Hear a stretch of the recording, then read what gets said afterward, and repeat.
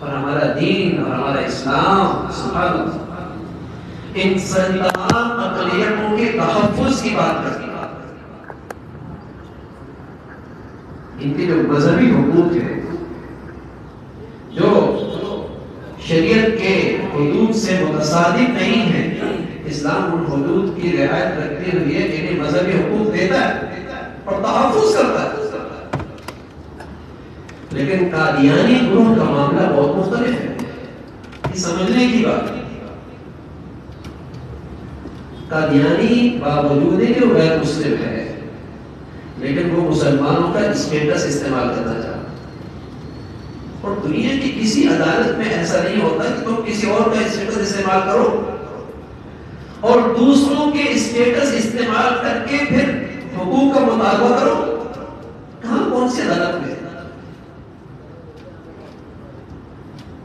اسلام مسلمان، یہ اس مسلمانوں کا اسٹیٹس ہے نا، یہ مسلمانوں کا اسٹیٹس ہے. ہاں کوئی مسلمان ہو جائے، محمد رسول اللہ کو آخری پیغمبر مانے اور جو نبوت کا دعویٰ کرے اسے کافر کہے اور اللہ کی کتاب قرآن مجید یہ اللہ کی آخری کتاب مانے، اس کو اس طریقے سے مانے جس طریقے سے حضرات صحابہ رضوان اللہ اجمعین نے اس پر ایمان لایا. فَإِنْ آمَنُوا بِمِثْلِ مَا آمَنْتُم بِهِ فَقَدِ اهْتَدَوْا. تم بھی ایسے ایمان لے آؤ جیسے وہ لے آئے، تم بھی ہدایت یافتہ. لیکن قادیانی مسلمانوں کے جذبات میں جڑا کہ اسٹیٹس مسلمانوں کا استعمال کرتے ہیں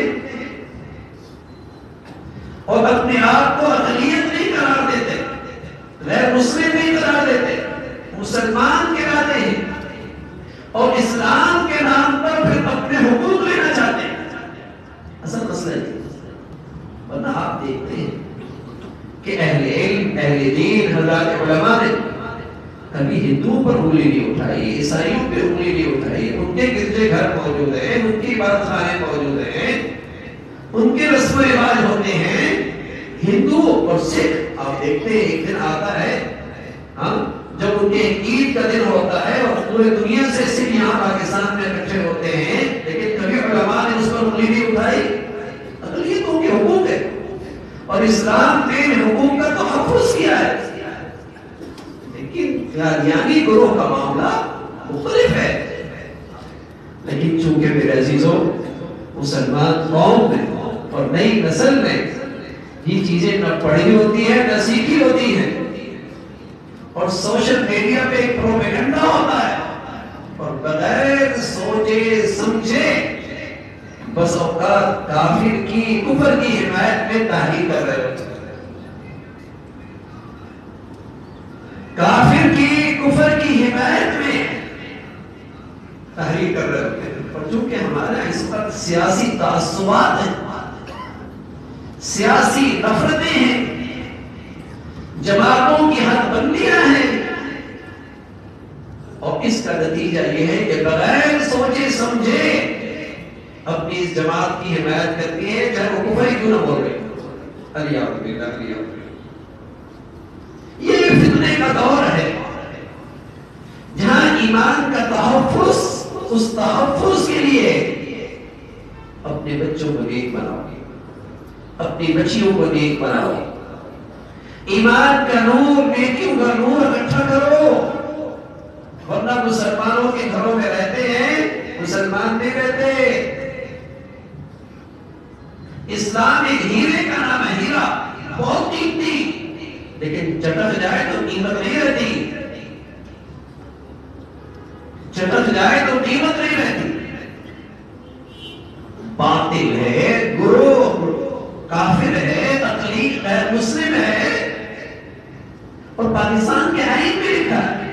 لیکن چونکہ مغرب کا لگایا ہوا پودا ہے تو وہ اسلامی دنیا میں عدمی استحکام پیدا کرنے کے لیے اور مسلمانوں کی جذبات مجروح کرنے کے لیے اور بس اوقات مسلمانوں کی ایمانی حرارت معلوم کرنے کے لیے اس قسم کے حالات لاتا ہے.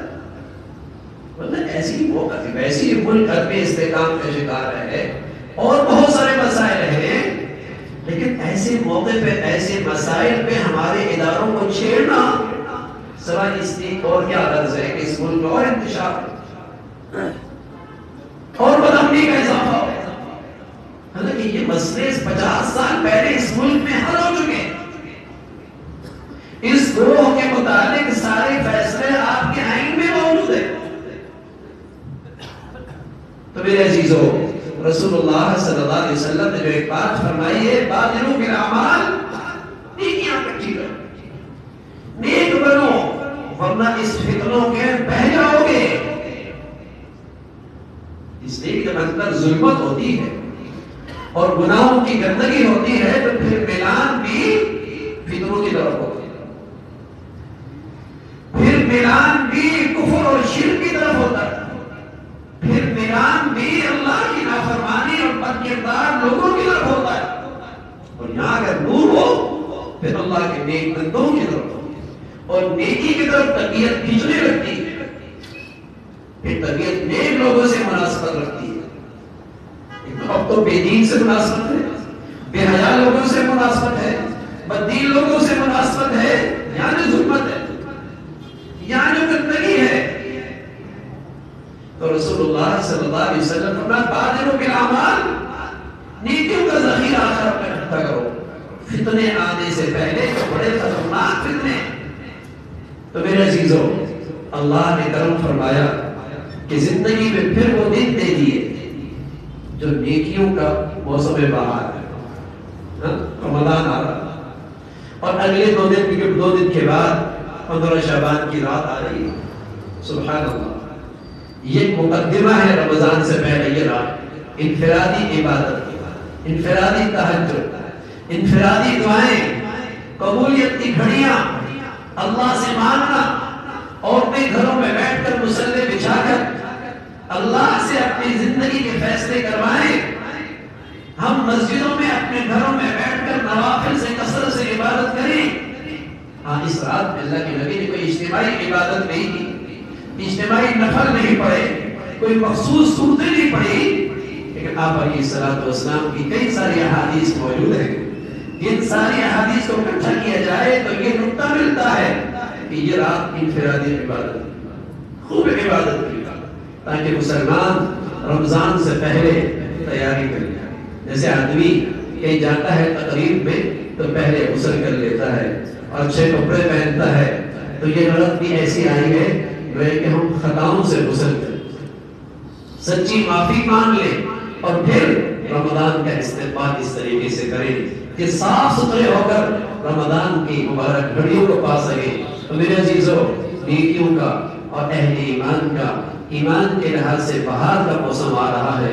اللہ رب العزت ہم سب کو اس کی قدردانی نصیب فرمائے. آخر دعوانا الحمدللہ رب العالمین.